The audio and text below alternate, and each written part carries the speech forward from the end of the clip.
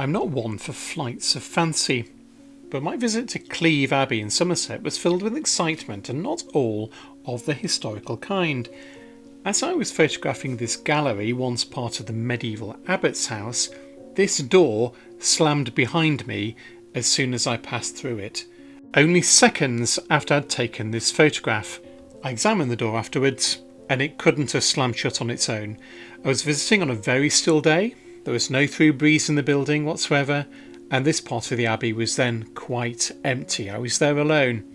As you can see, the door also sticks on the floor and was quite heavy, and it would have needed considerable force to slam it shut. Well, I thought, someone is really irritated by me taking photos. Maybe they're a bit camera shy. Not one to be put off by such goings on and completely immune to the world of the supernatural. I have had very few such experiences in my life. I simply said good afternoon to whoever was there, and I carried on filming.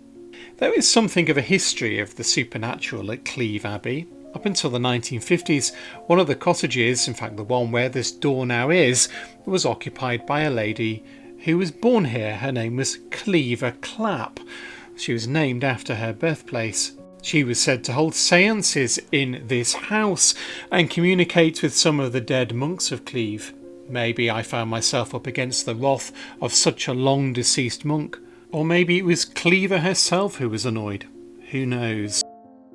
If you want to see more of the wonderful Cleeve Abbey other than simply a slamming door, there is a long form video over on YouTube with no jump scares or spooky surprises unless I've overlooked them. In it I explore the history of this wonderful building complex, once inhabited, and perhaps still inhabited for all I know, by monks, farmers and Miss Cleeve Clapp.